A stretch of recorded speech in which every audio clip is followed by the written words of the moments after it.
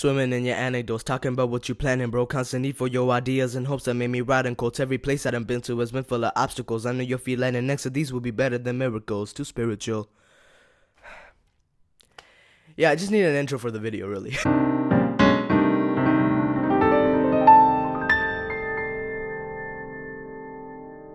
Hey everyone, welcome back to Creamed, the conversation, relaxation, entertainment area for mutual discussions. Today I'm gonna be making a list of my top 10 favorite modern hip-hop albums. Yes, not every single hip-hop album ever, just the modern ones. I think I'm gonna do another episode on classic ones anytime. I will. Number 10. Young Sinatra, Undeniable by Logic. This is an amazing album, or mixtape rather, simply because of Logic's absolutely astounding delivery, his flows, the sort of 80s to 90s throwback, and very versatile production and style. It's got production from Six, Seasick, C. Castro, and a lot of others. The reason I like this mixtape so much is mostly because this alter ego, Young Sinatra, is very split in his personality. It's like Bobby's alter egos, if that makes any sense. He's got songs where he raps about the come-up, growing up in Rockville during the 90s, his father's drug addiction, as well as his mother, in songs such as Dear God, which is very personal and speaks about issues that not only Bobby has faced, but also many others just like him, brought up in similar environments, I'd say. This character also has the other side where he just straight up flexes on the listeners and the haters. I genuinely really like this alter ego. His split personality not only makes this a really entertaining hour and a half of listening, but also gives a lot of insight into Bobby's life and personality, both fun and dark. This isn't the best Young Sinatra album I've listened to, but it definitely isn't the worst, and I like it a lot. Brad Pack swag flex. Number 9. Goblin by Tyler the Creator. Goblin is one of the most hardcore and heavy albums I've ever listened to. The album is an eclectic mix of hardcore hip-hop, alternative R&B, and horrorcore. This cut has some of the most eerie, unsettling, and hard-hitting songs I've ever listened to. Tyler basically plays this alter ego called Goblin, who throughout the duration of the album is brought out as very demented and crazy if you listen to the lyrics carefully. In my opinion, this album is so raw and hard, it really takes you to a completely different universe, and that is Tyler's world. Aside just Goblin, other alter egos such as Tron Cat and the infamous Dr. TC also pop up in numerous occasions. It's quite a trip through Tyler's processes, and the way he delivers these heavy and sinister vibes on tracks such as Nightmare or Radicals, as well as go all smooth and jazzy but still sinister on songs such as She featuring Frank Ocean or Analog featuring Haji, is quite remarkable. There are many really dark but funny lyrics, and people might comment on how I'm praising an album that has clear satanic references or insults towards Christianity, and to say the least, I'm absolutely against anything that he says on this album. I'm quite religious. However, we have to keep in mind that Tyler is playing a character, simply another side to him who is misogynistic, demented, and of course, an atheist. Otherwise, I love this album, and I love this persona, not because of his beliefs, but simply because how well Tyler has characterized him. It's terrific. Number 8. The Lost Boy by YBN Cordae. This album is one of the most beautiful mixes of hip-hop, R&B, soul, and jazz I've ever listened to. The reason I love this album is not only because of its versatility, but also because of Cordae's lyricism on here. In each song, he tells a heartfelt story, most of the time different from the other. These are stories about his upbringing, the ups and downs in life, and just family and friends. A few examples would be Bad Idea, a soothing jazz rap track featuring Sir and Chance the Rapper, which is a song that touches on family, friends, and, like I mentioned, the highs and lows of life. And the song 1,000 Words, which is about how social media creates a very different reality where everything seems joyous, contradicting from what life is really like. There are also a few braggadocious joints, such as the song R&P, featuring Anderson .Paak, produced by J. Cole, which is a song basically flexing on the haters. This is such a great album, and I certainly do suggest listening to it. Cordae's lyricism, man, for real, takes me to a whole nother dimension. You know what I'm saying? Number 7. Oxnard by Anderson .Paak. This record has some really great songs. It is Anderson's third studio album, and the title is referring to his hometown, Oxnard, California. You can really hear this Cali influence on here, with many songs taking inspiration from funk, boom bap, and even soul. Songs such as Tints featuring Kendrick Lamar, which takes inspiration from funk, R&B, and soul, all the way to Anywhere with Snoop Dogg, which is his blend of neo-soul and G-funk. The songs are quite smooth, and I really like the project since there are so many instances where he raps about something weird or funny. But there are also those sort of slow moments, like in the song Smile, where he presents this other side of the album, a more soft side, I'd say. Another example of this could be the song Trippy with J. Cole, which is basically a love song. The album's real pretty and smooth, but really solid and hardcore at the same time, and I dig it. Ooh, summertime, time back in Long Beach. Number 6. Flower Boy by Tyler the Creator. Alright, first of all, this record is completely different from anything Tyler has done in the past, and in a good way, since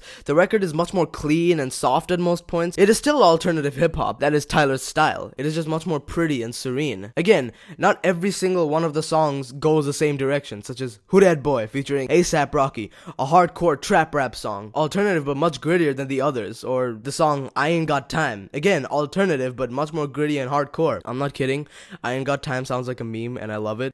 He's so, like, he has so much attitude on that song. I love it. I ain't got time. Regardless of style, I love this entire project as a whole, mostly because of Tyler's absolutely killer production and especially his very audible blends of R&B, jazz, and neo-soul, something which he's almost done on Cherry Bomb, but this one literally takes it higher, and songs such as 911, a very funky track that's got some 80s synth funk vibes, as well as some serene neo-soul inspiration on songs like Boredom, another one of my favorite tracks, which gives off these chill, psychedelic R&B soul feels, while Tyler's lyrics describe someone who is lonely and doesn't have anybody to talk to, hence why he's bored. Another great song would be See You Again, featuring Kali Uchis, not the Wiz Khalifa one, this one, the new one, which is a song that is it takes you to this other dimension, whereas the song's subject is merely a romantic one, about a lover who is non-existent and can only be seen in Tyler's dreams. Tyler's lyricism, of course, is at various points very clever and humorous, which I'm a big fan of, and this project as a whole provides some rich and beautiful stories. I love Flower Boy, okay? Good stuff. Number 5, Let Love by Common. This album made me cry, alright? It made me cry on the first listen, so I love it already, technically. Although this album was released just this August, this has become one of my favorite hip-hop albums of all time. The album is very well produced by Kareem Riggins and also has a track called Her Love, featuring Daniel Caesar, produced by none other than Dilla. The album is basically a collection of stories from either Common's childhood or his experiences even as a grown-up. His storytelling and lyricism on this record really hits hard for me, considering how passionate and clever his lyrics are. A good example of this would be the song Fifth Story, featuring Kelly 47, a song about a woman who suspects her husband cheating on her. The song Her Love is actually a sequel to his song I Used to Love Her, both of which are basically Common talking to hip-hop music as if it were a person. The song is also very respectful of the evolution of hip-hop and happens to also name-drop a lot of rappers, such as Kendrick, Hove, Cole, and many others. There are also very personal tracks on here, such as Forever Your Love, featuring BJ the Chicago Kid, which, in my opinion, is one of the most heartwarming and beautiful songs on here, and it is a song dedicated to his mother. Or the song Show Me That You Love, another very touching and emotional song dedicated to his daughter, and who can forget the piano on here. That piano is literally one of the best things I've ever listened to in my entire life. Like, I love the chord changes so much, man. For real. I love that piano. Forever dedicated to that piano. The album is this magical syrup of genres such as R&B, soul, jazz, and of course, hip-hop, and it definitely got me clapping my hands towards the end. It's a beautiful and solid album. Oh yeah, there's this one more song that I'd like to talk about, and it's called God Is Love, and that's the very last song of the album, and by God, is it so beautiful. Common is basically telling a story in the song, and he is praising God and what God has done to him. And the chorus, you know, the even when the hard times come. I love that chorus so much. It gives me the chills, bro. That congregational chorus, like when rappers actually do that, it makes me really happy. Speaking of gospel, number 4, Coloring Book by Chance the Rapper. This is one of the best gospel rap albums or mixtapes I've ever listened to. It is a splendid collection of influences from jazz, R&B, neo-soul, electronic, and of course, gospel. Chano is super ambitious on this, and the production says so. The mixtape also experiments with different types of hip-hop, like boom bap, trap, and even jazz rap. Most of the album is focused on God and Christianity, and Chance's delivery and beautifully written lyrics tell really incredible stories, and the amount of gospel influences on songs such as Blessings, How Great, and of course, Finish Line, featuring T-Pain, Kirk Franklin, and No Name Gypsy. See, that's a triple threat. Are really pretty and wonderful. Some songs have really creative and cool fusions, such as Angels featuring Saba, a fusion of neo-soul, gospel, and hip-hop, and of course, No Problem, a really funny and cheerful fusion of gospel, R&B, and trap. Hey everyone, it's AGC from the future. Just wanted to say, No Problem features 2 Chainz and Lil Wayne. I'm such an idiot, I forgot to write that in the list. Or maybe I did, and I just forgot to say it. Yeah, sorry about that. back to the video. There's also a reprise of Blessings at the end of the mixtape, which is one of my favorite tracks from the album, and which features Anderson .Paak, BJ the Chicago Kid, and Ty Dolla $ign, another triple threat. The reason I like the song so much is because not only does it have this fantastic instrumental, seriously, it's chill, it has a sick bass line, some really colorful and relaxing guitar licks here and there, and even a groovy trip-hop inspired drum track. Like, come on. Gotta love it. But mostly also because of the lyrics. Chance celebrates and appreciates God and even his success, which he thanks God for. There's a lot of passion in the lyrics, a lot of ambition, and the song even has a really magnificent, joyful, and melodious chorus. Are you ready for... Come on, everybody knows that. I worship this mixtape. Period. Number 3.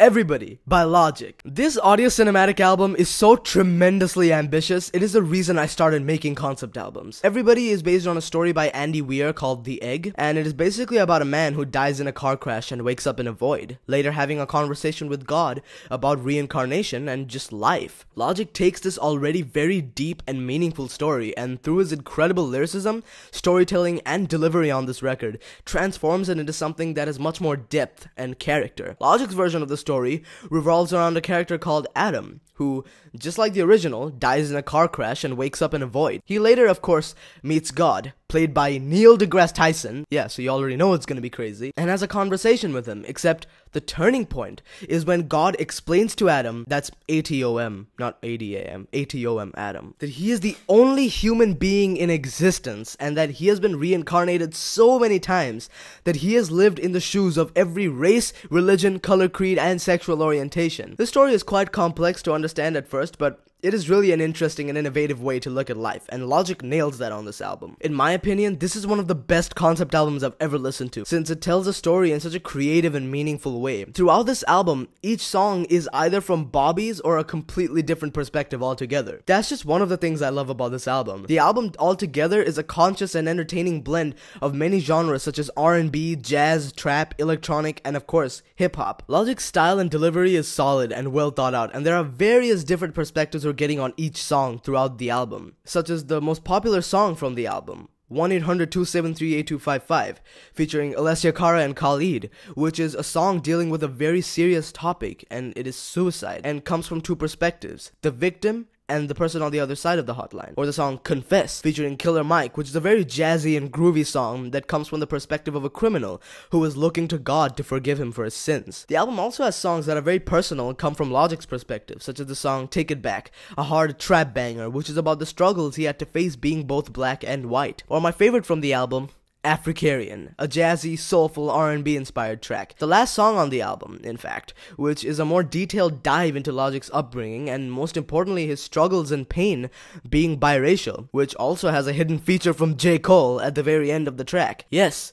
J. Cole, one of Logic's idols. There are also various other important issues addressed here. For example, the song Killing Spree, featuring Ansel Elgort, a song about media overconsumption, the song Anxiety, featuring Lucy Rose, a song dealing with anxiety, and the song Most Definitely, an homage to Mos Def, which is about black pride. The reason I love the album so much is because it can be deep and conscious while still sticking to the concept. I dig this record, it's one of my faves. Number 2, The Incredible True Story by Logic. This, yet again, is a really well thought out and incredible concept album that is, in a way, conscious. The consciousness within the album, however, is something that can be sensed mostly in the concept. The story basically follows two men, Thomas and Kai, accompanied by a robot within the system, Thalia, on a mission to find a peaceful and lush planet known as Paradise after our Earth has been destroyed by our pollution, deforestation, etc. The album is a really awesome experience through genres like hip-hop, soul, R&B, trap, and jazz rap. And throughout each and every song,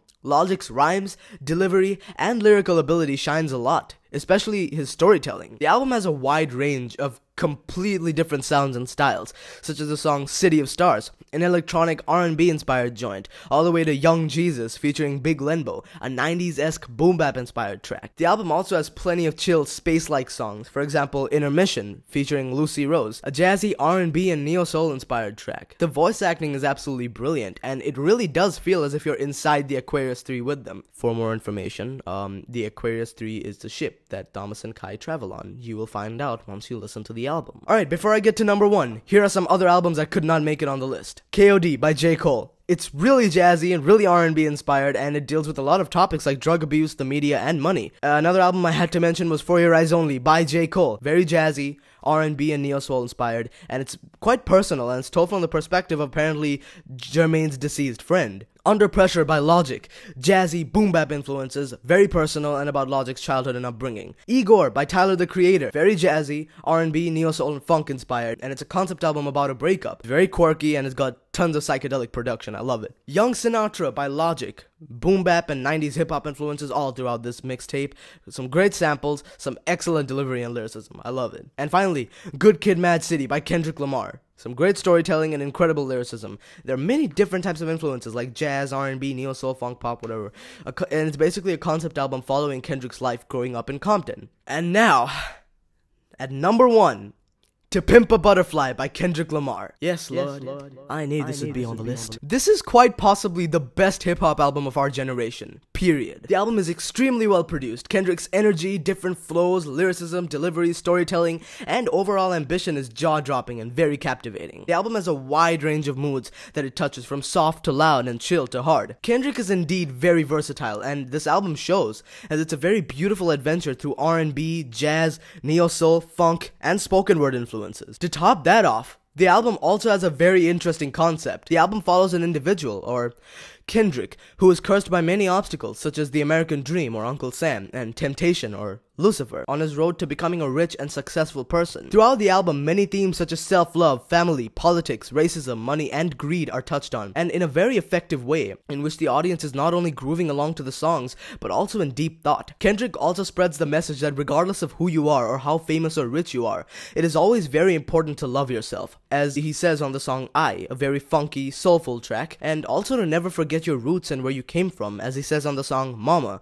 another jazzy, soulful, R&B inspired song. He also brings up the theme of religion on the song How Much a Dollar Cost, featuring James Fauntleroy and Ronald Isley, whereas of now in the album, Kendrick has been cursed and plagued by Uncle Sam and Lucifer, and happens to come across a homeless man in South Africa who at the end of the song, spoilers, turns out to be God. There are many beautiful biblical allusions and metaphors on the track that make it deep and stand out. Other themes such as racism are also discussed on songs such as The Blacker the Berry, a very hardcore and gritty track about how not only African Americans are discriminated, but also about conflict in between African Americans. There are also, like I mentioned earlier, many different moods to these songs too. For example, the contrast between the song You, a very melancholy song that comes from the perspective of Kendrick's conscience criticizing Kendrick for his direction, and the song Alright, produced by Pharrell. The very next song on the track list, but very upbeat, motivational, and hard. The song being a fusion of jazz and experimental hip-hop, which is about empowering African Americans. Finally, another song I had to mention was the song For Free, an interlude where Kendrick performs spoken word over free jazz. This is also one of the funniest on the album. He has so many funny lines, but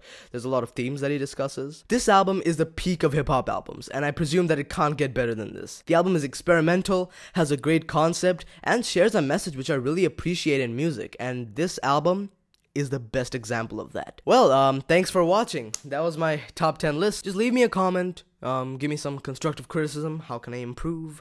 Camera quality is staying like this though, not improving. Also check out my other videos, and I'm not gonna force you to subscribe because this is your life, you're free. Thank you for watching. I'll see you in the next episode.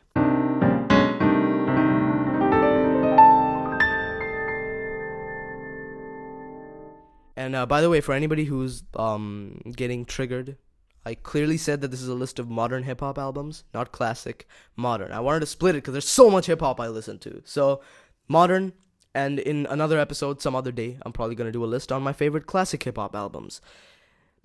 We'll see you there. See ya.